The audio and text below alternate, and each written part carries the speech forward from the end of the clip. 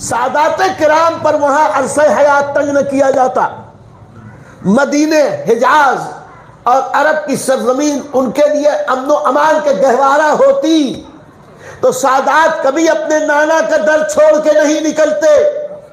یہ رب کی مشیت تھی کہ سادات کرام ایسے ماحول سے گزرے کہ وہ پوری دنیا میں پھیلے، اور دنیا میں جہاں جہاں سادات پھیلے وہاں وہاں فیضان مصطفیٰ پھیلتا چلا گیا. سبحان اللہ، سبحان اللہ. یہ ہے صرف سیستان آنے کی وجہ. حضور غیاث الدین سید غیاث الدین علیہ رحمت و رضوان بڑے نیک، پارسا، ذہین، عقل مند، حافظ قرآن، عالم دین، متقی، پرہیزگار. ان کی جو علمی اور عملی شان و شوکت تھی، پورے علاقے میں شہرہ تھا کہ اللہ کا ولی دیکھنا ہو تو غیاث الدین کو دیکھنا. سبحان اللہ، سبحان اللہ. بات آئی ہے تو حضرت غیاث الدین کی کرامت میں بتا دیں. بغداد سے ایک بادشاہ اپنے دشمنوں کو ہلاک کرنے کے لیے، باغیوں کو سزا دینے کے لیے اپنے ایک سپہ سالار کو چند ہزار، تقریباً 14 یا 20 ہزار کی تعداد میں فوج اور سپاہ دے کر ایک لشکر بغداد سے ایران کی طرف بھیجا اور کہا کہ تم لوگ جاؤ، اب باغی کو سزا دو، مرکز کو بچاؤ. اتفاق سے اس قافلے کے سردار کا نام بھی تھا سنجر، نام بھی تھا اس کا. آ رہے تھے، ایران میں داخل ہو گئے تھے. قضا اور قدر کا معاملہ، اچانک قافلے میں ہیضے کی بیماری پھیل گئی. اب ہیضہ یا ڈائریا جب شروع ہوا، آج کے جیسا تو علاج کا، معالجے کا معاملہ نہیں تھا. اس زمانے میں تو طاعون، ہیضہ وغیرہ پھیلتے تھے تو بستیوں کی بستیاں ویران ہو جاتی تھی. تو سلطان سنجر نے جب یہ دیکھا کہ ہم ہیضے میں پھنس گئے ہیں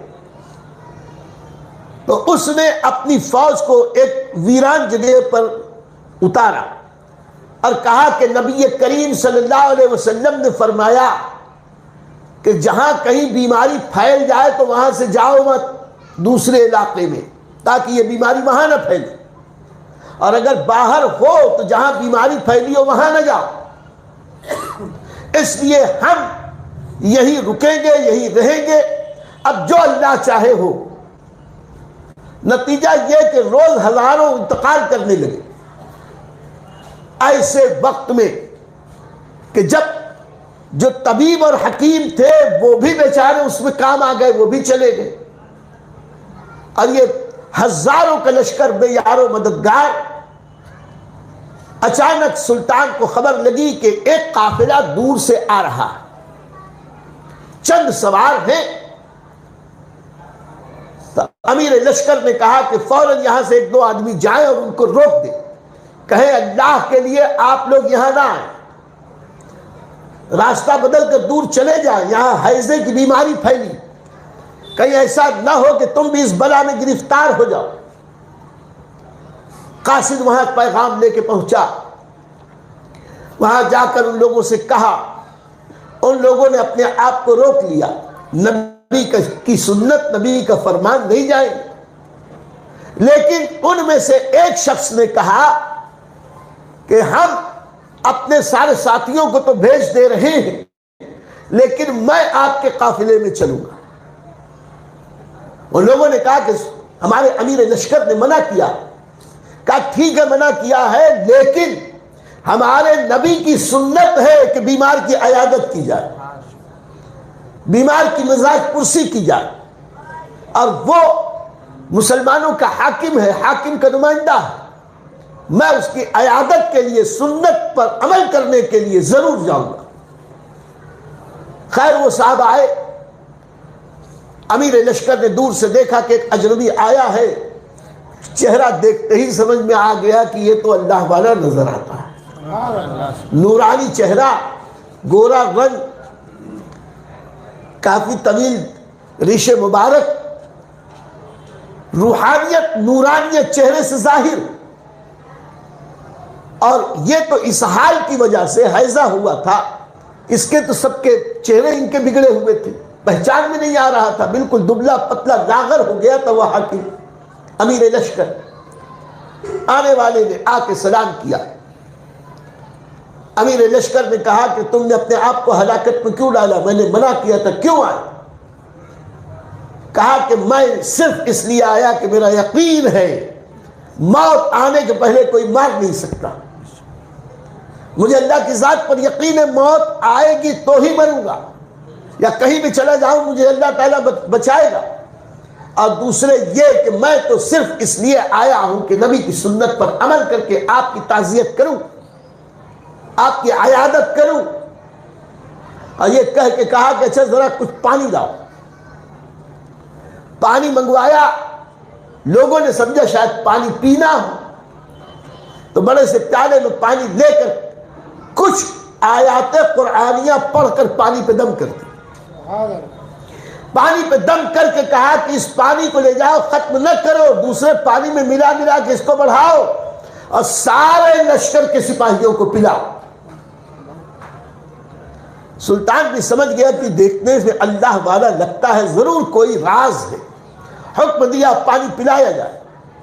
اب پانی ملا ملا کے پلانا جو شروع کیا، یہ پانی حلق سے اترتا تھا، ایسا لگتا تھا کہ تریاق جا رہا، یہ حلق سے پانی اترتا تھا، مرض بھاگتا نظر آیا، اور تھوڑی ہی دیر میں وہ 20,000 کا لشکر جو موت کے بالکل دہانے پہ پہنچ گیا تھا، چند لمحوں میں الحمدللہ صحت یاب ہو گیا۔ یہ خدا کی قدرت تھی جو اللہ کے ایک ولی کی کرامت کی شکل میں ظاہر ہوئی۔ بادشاہ وقت امیر لشکر نے بڑی خوشی کا اظہار کیا اور کہا کہ معاف کرنا، میں نے آپ کو پہلے ذرا سخت کہہ دیا تھا، آپ ہیں کون؟ کہاں سے آئے ہیں؟ کہا میں سنجر سے آیا۔ کہاں جا رہے ہیں؟ نیشاپور جا رہا ہوں۔ کیا نام ہے؟ غیاث الدین۔ تو کہنے لگا کہ یہ آج دوسرا موقع ہے کہ ہم پر علاقے سنجر کی برکتیں رحمتیں نازل ہوئی، آج دیکھ رہے ہو ہم سب کو حیات نو، نئی زندگی جو ملی ہے آپ کی برکت سے ملی، اور آپ ہی کے علاقے میں کمال الدین نام کے ایک صاحب تھے، ہماری حکومت پر ایک بات وقت پڑا تھا، اور حلب کے حاکم نے، حلب ملک شام کے حاکم نے ہمارے اوپر جب یورش کی تھی تو سید کمال الدین صاحب تھے، انہوں نے کچھ ایسی سفارت کی اور ایسی کوشش کی کہ الحمدللہ وہ اختلاف ختم ہو گیا اور عباسی سلطنت کامیاب ہوئی، بغیر مار کوٹ کے ہم میں صلح ہو گئی، اور ہم ان کو اتنا مانتے ہیں، ان کی اتنی عزت کرتے ہیں، چونکہ وہ علاقہ سنجر کے تھے تو میرے باپ نے میرا نام سنجر رکھ دیا۔ تو حضرت غیاث الدین مسکرا کے کہتے ہیں کہ وہ کمال الدین میرے والد ماجد تھے۔ تو جو کمال الدین اور ان کے بیٹے غیاث الدین جن کی کرامتیں ہم بیان کر رہے ہیں، یہ وہی غیاث الدین ہے کہ جب جوان ہوئے اپنی والدہ کے بڑے فرما بردار، اتنے فرما بردار کہ والدہ ماجدہ جو کہہ دیں پتھر کی لکیر۔ آج کے نوجوانوں صرف خواجہ کا دامن نہ چھوڑیں گے کہہ کے نام یہ نعرہ لگا کے کام نہیں چلے گا۔ خواجہ نے اور خواجہ والوں نے اپنی والدین کی وہ اطاعت کی ہے، اور انہیں جو عزت اور عظمت ملی ہے ماں باپ کی خدمت اور ان کی اطاعت کرنے سے ملی۔ اور آج ہمارا نوجوان باپ کو باپ نہیں سمجھتا، ماں کو ماں نہیں سمجھتا، ماں باپ اگر نصیحت کرے تو کہتے ہیں ارے تم لوگ بڈھے ہو گئے، پرانی بات، پرانے زمانے کی بات کرتے۔ سن لو، جس کے ماں باپ راضی نہ ہوں گے جس بندے سے، خواجہ بھی راضی نہ ہوں گے اور غوث بھی راضی نہ ہوں گے۔ اور غوث و خواجہ ناراضی ہوں گے تو اللہ رسول بھی راضی ہونے والے ہیں۔ آج یہ سبق لے کے جاؤ کہ اپنی ماں اپنے باپ کی سچی اطاعت کر کے ان کو راضی کرو، ان کی خدمت کرو، ان کے سامنے اف نہ کرو۔ قرآن میں اللہ نے فرمایا کہ ماں باپ کے سامنے اف بھی مت کرو۔ یہ اف کیا ہے؟ اف کیا ہے ذرا اس کو بھی سمجھو۔ اگر ہم سے کوئی کسی کام کے لیے کہے، ہم رد عمل کے طور پر اس کا جواب نہ دے سکے، گھٹ کے رہ جائے، تو لاچاری کے عالم میں کہتے اف اف، برداشت کرتے وقت اپنے آپ کو روک کے ایک آواز نکل جاتی اف۔ اللہ فرماتا ہے ماں باپ کے سامنے اف بھی مت کرو۔ کتنے بدبخت وہ نوجوان ہیں جو اپنے ماں باپ کی کھلے عام نافرمانی کیا کرتے ہیں۔ ماں باپ کی نافرمانی کر کے تم اللہ رسول کو راضی کر لو گے، ای خیال است محال است جنو، یہ پاگل پن ہے جو یہ سمجھتے ہیں۔ خیر، حضرت غیاث الدین رحمت اللہ تعالی علیہ کی والدہ ماجدہ بڑی خوش تھی کہ میرا بیٹا تو بڑا ہونہار ہے، نونہار ہے، قرآن کا حافظ ہے، دین کا عالم ہے، متقی ہے، پرہیزگار ہے، اب عمر بھی ہو چلی ہے۔ ایک دن والدہ ماجدہ نے کہا کہ بیٹے میں تجھ سے بہت خوش ہوں، لیکن ایک چیز کی بڑی حسرت ہے، ایک چیز کا افسوس ہے، ابھی تک میں تم سے کہہ نہیں پائی، صرف اس لحاظ سے پتہ نہیں تم اس پر عمل کرو کہ نہ کرو۔ امی جان آپ کے لیے تو جان حاضر ہے، حکم کریں، جو کہیں گی کرنے کے لیے تیار۔ کہنے لگی کہ میں چاہتی ہوں کہ تم اب شادی کر لو، مجھے بہو لا دو، بوڑھی ہو گئی کام کرتے کرتے۔ اس ہونہار بیٹے نے سر جھکا کے کہا کہ امی جان اگر آپ کی یہ خواہش ہے تو جہاں چاہے آپ میری شادی کر دیں، جہاں چاہے کر دیں۔ آج تو ہمارے نوجوان تو نوجوان، ہماری بیٹیاں، ہماری بچیاں، ان کی بھی فرمائش کی تومار ہے۔ رشتہ تلاش کرنا یہ دودھ کی نہر نکالنے جیسا ہو گیا۔ لڑکے جب دلہن ڈھونڈنے لگتے ہیں تو پورے شہر تو شہر کے دور دور ڈھونڈتے ہیں، ان کو ایک دلہن نہیں ملتی۔ اور یہ جو بیٹیاں ہیں ان کو بھی کوئی بر نہیں ملتا، شوہر نہیں پسند آتا۔ خود تو کالے کلوٹے، رنگ ڈامر کے جیسا کالا، منہ پہ چیچک کی داغ، آنکھوں میں پھلا، لیکن اس کے باوجود رشتہ تلاش کرتے تو حور ڈھونڈتے ہیں۔ وہ چاہتے یہ ہے کہ کوئی حور مل جائے۔ کسی ظریف نے کہا تھا پہلوئے حور میں لنگور، خدا کی قدرت، ذات کے چونچ میں انگور، خدا کی قدرت، کوے کے چونچ میں انگور، ذات بمانے کوا۔ ایک لطیفہ یاد آ گیا، آپ لوگ اہل علم ہیں۔ ایک بار اتفاق ایسا ہوا، ایک ایسے ہی کالا کلوٹا منہ مستنڈا تھا، نصیب اچھے تھے، بیوی اچھی مل گئی، کہیں گھومنے گئے تھے، باغ میں گھوم رہے تھے، گھومتے گھومتے چند چلبلے نوجوانوں نے کچھ پھپتیاں کس دی، مذاق دور سے اڑا دیا۔ کسی نے ایک نے کہا پہلوئے حور میں لنگور، خدا کی قدرت۔ تو میاں یہ جو لنگور تھا یہ جا کے لڑنے لگا، اور لڑ کے کہتا ہے میری عورت کو لنگور بولتا ہے، میری عورت کو لنگور بولتا ہے۔ مطلب یہ ہوا کہ اپنے عیبوں کو نہیں دیکھتے، اپنی حیثیت کو نہیں دیکھتے۔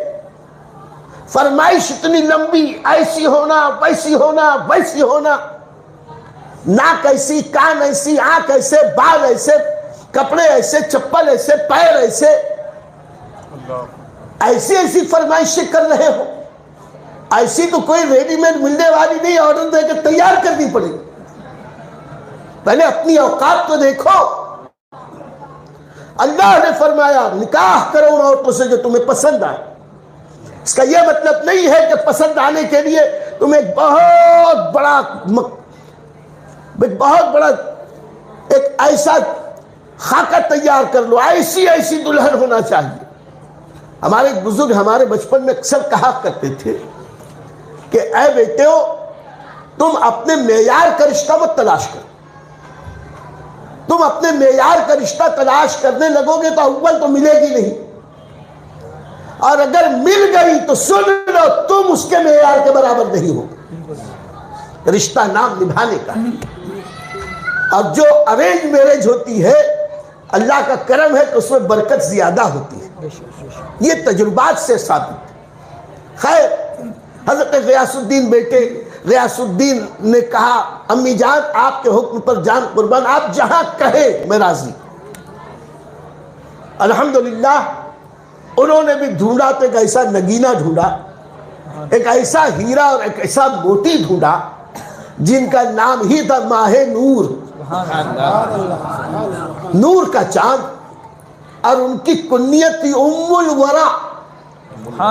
ورا کے معنی ہے پرہیزگاری. ام الورا یعنی جو پرہیزگاری والی خاتون. اور کمال یہ تھا کہ وہ رشتہ دار تھی ہمارے غوث پاک پیران پیر پیر دستگیر. حضور غوث پاک کی چچا زاد بہن ہے حضور غریب نواز کی والدہ. یہ حسنی سید ہے حضور غریب نواز کی والدہ.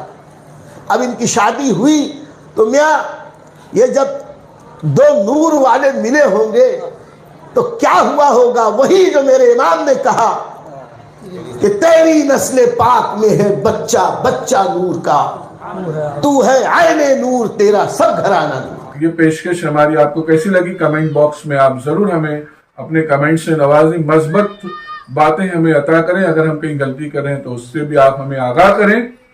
جو ہمیشہ میں آپ کو یاد دلاتا ہوں اب بھی آپ توجہ فرمائیں، نوازش ہوگی آپ معمار ملت چینل کو سبسکرائب کریں اور لائک کریں. لائک کرنے سے ناظرین یہ ہوتا ہے کہ یوٹیوب چینل اس کلپ کو، اس ویڈیو کو دوسرے ویورز تک فارورڈ کرتا ہے. تو لائک کریں گے تو ایک اچھی بات ہم دوسرے تک پہنچانے کا نیک کام کریں گے. اور معمار ملت چینل کو بھی گروتھ گزارش ہے سبسکرائب ضرور کریں اور لائک بھی ضرور کریں اور ہو سکے تو شیئر بھی کریں. السلام علیکم ورحمۃ اللہ وبرکاتہ.